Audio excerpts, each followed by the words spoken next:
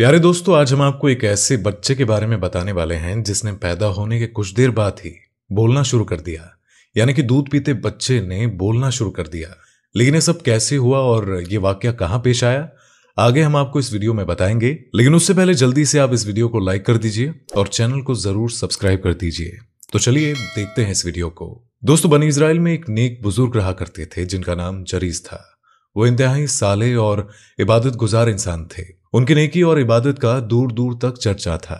जब भी कोई मुश्किल मसला दरपेश होता तो लोग उनकी खिदमत में हाजिर होते और उनसे मशवरे लिया करते। मुश्किलात और तकलीफों में उनसे दुआएं भी कराई जाती थी। बनी इजराइल के बुजुर्गों, औलिया, अल्लाह का तज़किरा जब भी आता है तो उनमें जरीस का नाम ऊपर होता है। और उन्होंने इबादत की खातिर एक इबादत खाना यानी कि इबादत करने की जगह बनवाई। और वो अपनी इबादत और रियाजत में इस कदर मशगूल होते हैं कि उन्हें दुनियावी मामलात का कोई ध्यान ही नहीं होता है। उन्होंने कभी दुनिया के बारे में सोचा भी नहीं था और बस वो अल्लाह पाक को खुश करने के लिए दिन रात उसकी इबादत में लगे रहते।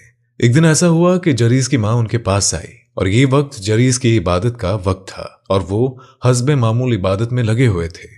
माँ इबादत खाने के दरवाजे पर खड़ी होकर अपने बेटे को आवाजें देने लगी और जरीस ने जब माँ की आवाज सुनी तो इबादत के दौरान ही उनके दिल में ये बात आई कि ऐ अल्लाह, मैं तेरी इबादत में लगा हुआ हूँ, तेरी बंदगी कर रहा हूँ, तुझे खुश करने की कोशिश कर रहा हूँ और इधर मेरी माँ मुझे बुलाने चली आई है। क्या मैं नमाज तोड़ दूं, इबादत से हट जाऊं? अब इस नाजुक मौके पर मुझे क्या करना चाहिए? क्या मुझे इबादत में ही लगे रहना चाहिए या इबादत तर्क करके माँ की बात सुननी चाहिए? अगर आपको वीडियो पसंद आ रही हो तो इस वीडियो को लाइक करते रहें। बहरहाल वो इबादत में मशगूल रहे और माँ की आवाज का कोई जवाब ना दिया। उनकी माँ ने थोड़ी देर तक इंतजार किया और जब बेटे की तरफ से कोई जवाब ना मिला तो वो वापस चली गई। दूसरे रोज भी अल्लाह वाले की माँ इबादत खाने में आई। उस वक्त भी जरीस अल्लाह पाक की इबादत में मशगूल थे। माँ ने उनका नाम लेकर पुकारा। माँ की आवाज जब उनके कानों में पड़ी तो उनके दिल में ये बात आई कि ऐ परवरदिगार, ऐ आलम, मैं तेरी इबादत कर रहा हूं और इधर मेरी माँ मुझे बुला रही है। अब समझ नहीं आता कि मैं क्या करूं, इबादत छोड़कर माँ का जवाब दूं या इबादत मुकम्मल करूं। बहरहाल वो इबादत में ही मशगूल रहे। माँ की आवाज का फिर से उन्होंने कोई जवाब नहीं दिया। उनकी माँ कुछ देर तक इंतजार करती रही, फिर बेटे का कोई जवाब न पाकर वहां से वापस चली गई। लेकिन इस दफा नाराज होकर उन्होंने अपने बेटे को बद्दुआ दे दी कि ऐ अल्लाह, इसे उस वक्त तक मौत ना दे जब तक ये किसी बदकिरदार औरत का मुंह ना देख ले। माँ के दिल से बद्दुआ निकल गई। विलाशुबा बनी इजराइल के यहाँ जरीस एक इंतहाई परहेजगार शख्स थे, लेकिन माँ की बद्दुआ के बाद माहौल उनके खिलाफ होने लगा। लोग आपस में उनके बारे में बातें करते और उनकी इबादत का तस्करा भी करते। चंद लोगों में उनके खिलाफ हसद भी पैदा हो गया, चुनांचे वो उनको बदनाम करने की कोशिश करने लगे। एक मर्तबा उन दुश्मनों के पास एक औरत आई, यानी कि जो लोग जरीस को बदनाम करना चाहते थे उनके पास एक औरत आई।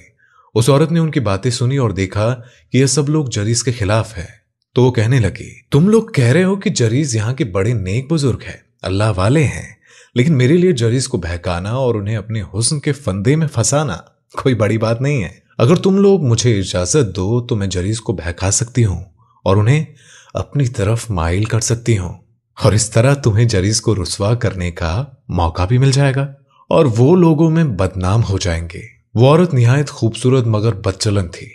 सब लोगों को उसकी हकीकत मालूम थी। उस औरत को अपने हुस्न पर इतना नाज था कि वो जिसे चाहती अपने फितने में मुब्तिला कर देती। इसलिए जरीस के हासे दिन यानी कि दुश्मनों के सामने उसने वादा किया कि वो किसी न किसी तरह से जरीस को अपने हुस्न के जाल में फंसा ले। चुनांचे वो बदकिरदार तवाइफ सादी जरीस के इबादत खाने के पास पहुंची और उन्हें अपने नाजो अंदाज से फंसाना चाहा, बहकाना चाहा। मगर जरीस वाकई एक नेक और साले इंसान थे।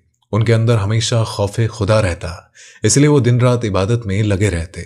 भला वो उस बदचलन औरत के जाल में कैसे फंस सकते थे? उस बदकिरदार औरत ने तरह तरह से जरीस को बरगलाना चाहा और अपनी तरफ माइल करना चाहा कि मेरे पास आए और मेरे साथ गुनाह कर ले और लोगों में बदनाम हो जाए। लेकिन हजार कोशिशों के बावजूद वो अपने मकसद में नाकाम रही। शैतान कामयाब ना हो सका और जब उस बदचलन औरत ने देखा कि जरीस किसी तरह उसके काबू में आने वाला नहीं है तो उसे बड़ा तैश आया, बहुत गुस्सा आया। दोस्तों, अगर आपको ये वीडियो यहां तक पसंद आ रही है तो इसको लाइक करते रहे। उसे यूं महसूस हुआ कि जैसे उसकी शदीद तौहीन हुई है, क्योंकि अल्लाह वाले के पाकिज़ा अखलाक से उसको बड़ा धक्का लगा। मैं तो बड़े बड़े लोगों को बहका चुकी हूं, लेकिन ये कौन है जो मेरे जाल में नहीं फंस रहा है? और उसका ऐसे अल्लाह वाले से पाला पड़ा था जो रात की तन्हाई में भी जबकि उन्हें कोई देख नहीं रहा था। अल्लाह से डरते। उन्हें यकीन होता कि बंदे की आंख से तो ये सब कुछ ओझल रह सकता है, मगर अल्लाह से कोई राज पोशीदा नहीं रह सकता, और जो कि सीनों के भेद भी जानता है। अब वो बदचलन औरत एक और दूसरी चाल चलने लगी। वो एक चरवाहे के पास पहुंची और चरवाहा जरीस के इबादत खाने के आसपास बकरियां चराया करता था। उस औरत ने चरवाहे को फांस लिया और उससे अपना मुंह काला करवाया, और जिसकी वजह से हमल ठहर गया, यानी उसके यहाँ एक बच्चे की पैदाइश होने वाली थी। अब कुछ वक्त बाद बच्चा जब पैदा हुआ तो वो लोगों से कहने लगी कि ये बच्चा जरीस का है, उसने मेरे साथ ज्यादती की है, और अब ये बच्चा वो कबूल करने से मना कर रहा है। लोगों ने उस औरत की बात सुनी तो वो आग बबूला हो गए। उसकी बात पर उन्होंने यकीन कर लिया। अब उन्हें तो मौका मिल गया था और वो फौरन अल्लाह वाले के इबादत खाने में पहुंचकर तोड़फोड़ करने लगे, और फिर लोगों ने जरीस को मारना पीटना शुरू किया। तो जरीस कहने लगे कि भाइयों, मुझे ये तो बताओ, आखिर तुम लोग मुझे क्यों मार रहे हो? वजह क्या है? मैंने तुम्हारा क्या बिगाड़ा है? लोगों ने कहा कि तुमने इस बदकिरदार औरत से मुंह काला किया है, इसने तुम्हारा बच्चा जन्म दिया है। जरीस ने कहा कि मैंने जिन्ना नहीं किया है, ये मुझ पर एक बहतान है, इल्जाम है, सरासर झूठ है, मुझे जानबूझकर फंसाया जा रहा है। लेकिन उसकी तरफ से लाख सफाई के बावजूद लोग उसको बेगुनाह तस्लीम करने के लिए तैयार नहीं थे। उन्होंने जरीस का इबादत खाना तोड़ दिया, दीवारें गिरा दी, और जब जरीस ने देखा कि लोग उनकी पाकीज़गी तस्लीम करने के लिए किसी भी कीमत पर तैयार नहीं है, तो उन्होंने कहा कि तुम बच्चे को मेरे पास लाओ, वही मेरी बरात का इकरार करेगा, यानी वही बताएगा कि मैं उसका बाप हूं या नहीं। वो बच्चा उनके पास लाया गया। कमसीन बच्चा था, शीरख्वार बच्चा था, अभी बोल नहीं सकता था। वो बच्चा उनके पास लाया गया तो उन्होंने कहा कि मुझे नमाज पढ़ लेने दो। चुनांचे उन्होंने नमाज पढ़ी और नमाज से फारिग होकर बच्चे के पास आए और पूछा, बच्चे, तेरा बाप कौन है? और बच्चा बोला कि फला चरवाहा मेरा बाप है।